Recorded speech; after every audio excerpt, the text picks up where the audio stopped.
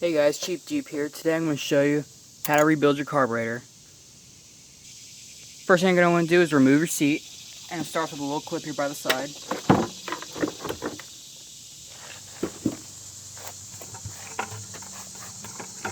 Next you're going to want to remove your tank, and it should just slide right off.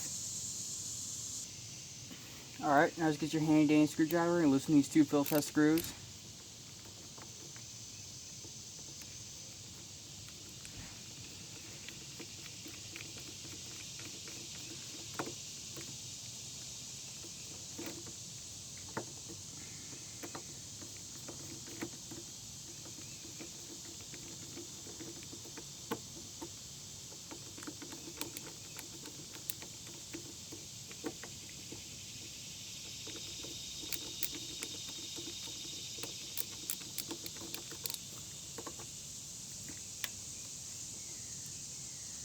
And now the tank should just slide back like that. Get that out of the way. Don't lose your screws. And now, there's these two bolts. One back here is hard to get to, and one right here. It's going to loosen those using a 10mm box wrench.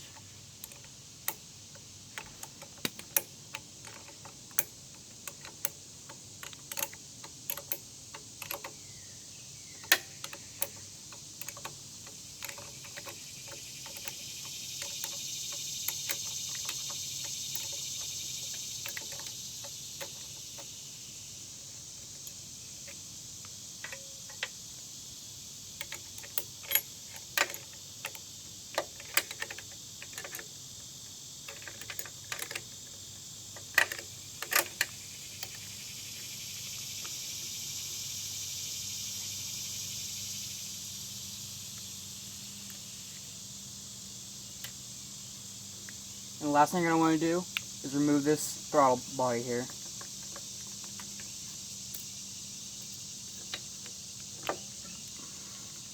The carburetors just come out like that.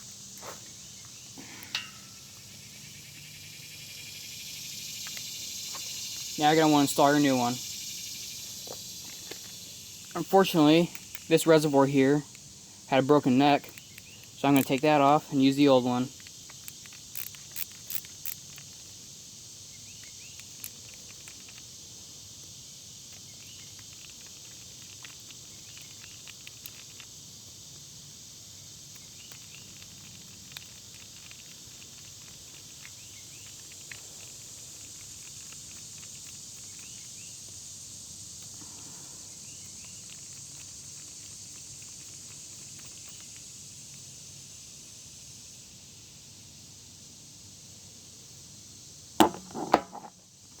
And now it's time to check and see if the inside of your carburetor needs to be cleaned or not.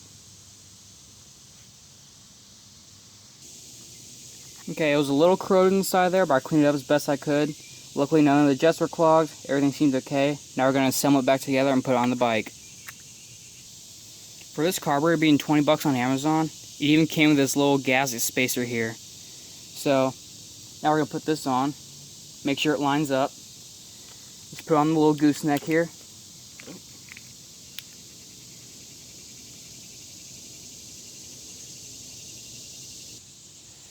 Alright guys, I ran into a bit of a problem. The original carburetor came with studs. The new one requires bolts. So what I'm going to have to do is take this back off. Going to take this square nut out. Take the square nut out of the back bolt here. And we're going to figure something else out. Just take a little wrench. Just pop it out. That. Make sure the surface is clean. Good.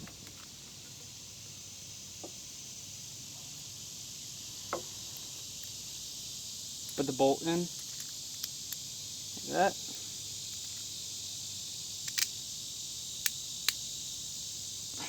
Pop it in as best you could.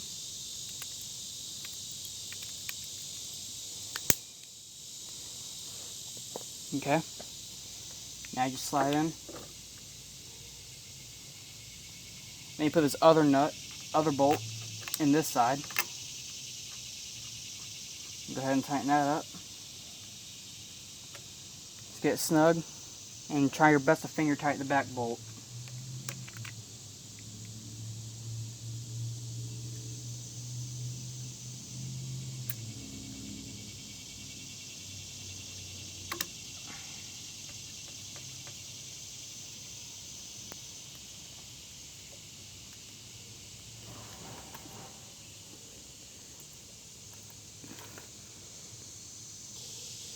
Okay guys, that back bolt was a pain, so just keep that in mind. This front bolt, not too hard, just snug it up.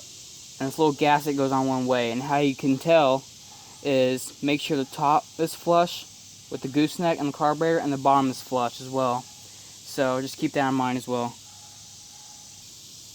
Alright, now you put your gas tank back on. Slides into place. I'm just going to use these 2 new screws because I trust them better. Just put this little filler thing back on, and don't lose this rubber gasket. You're going to need that on here.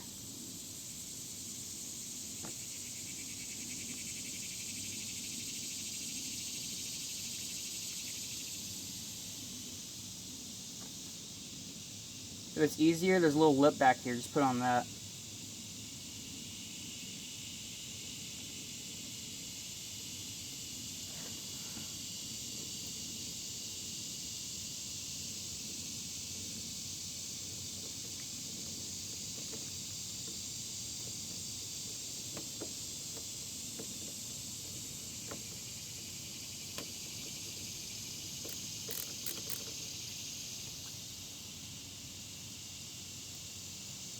Put your second screw in. Make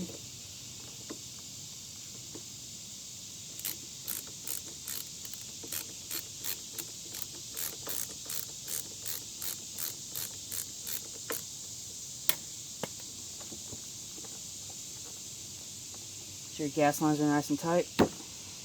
Alright.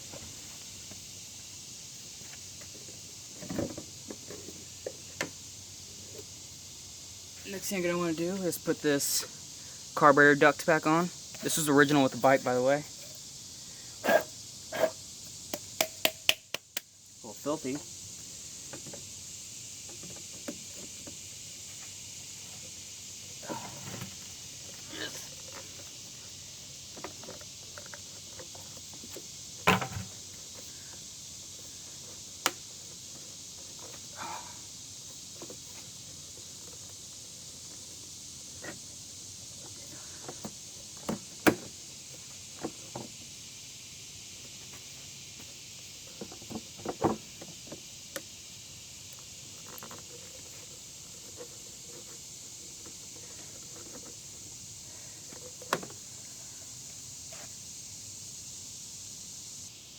Alright, once you get your carburetor duct in, you go ahead and put your seat back on.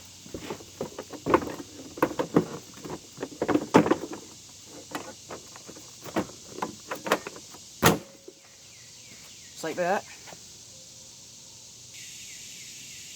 Alright, now it's time to fill it up.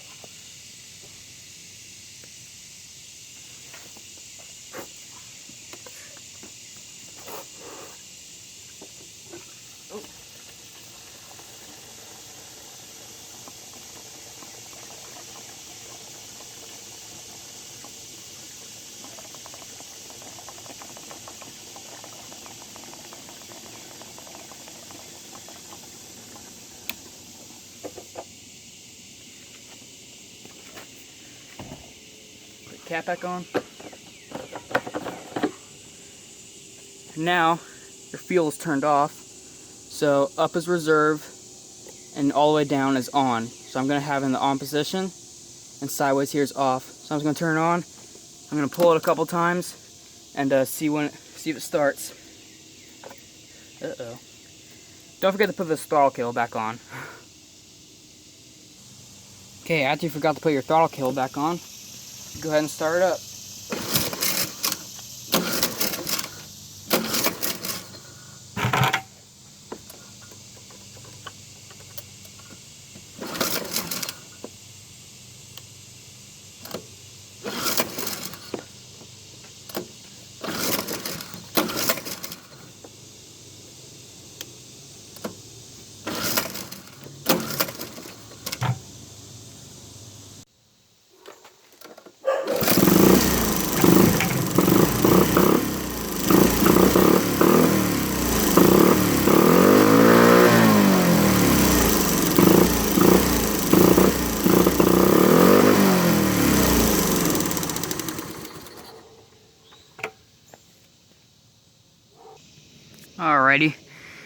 So I put the new carb on, made sure everything was clean. I looked at the adjustments. The air screw was 1.5 turns out, and the idle screw, you adjust that so it idles, perfectly. So I've done all that and nothing's changed. Move the choke around, that's done nothing. When I let go of the throttle, it just cuts off. So here's what we're gonna do. My old carburetor worked way better than this, and even though it's a new carburetor, it runs like crap now. So I'm going to use my original carburetor, but the only problem is it was overflowing gas. So what we're going to do is we're going to change floats out, and hopefully that will help. So we'll try that, and we'll see. Okay guys, I put the original carburetor back on, hooked everything up. I adjusted this 1.5 turns out, and I adjusted this 1 3/4 turns out. And I checked the float inside, everything was in working order, and I noticed the main seal was busted, so I changed that. That could have been my only problem this whole time. So I'm gonna go ahead and turn the fuel on and just wait for leaks.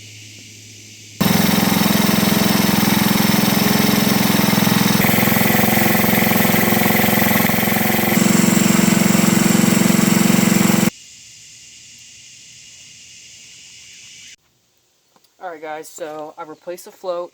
I replaced the little jet that attached to the float. So I fixed that. It seemed like it was working good before, but there's more to what meets the eye, I guess. So I fixed the float and let it run for a bit, turned it off, and so far no leaks, no drips, no overflowing. So I'm gonna start it up and let it idle for a bit.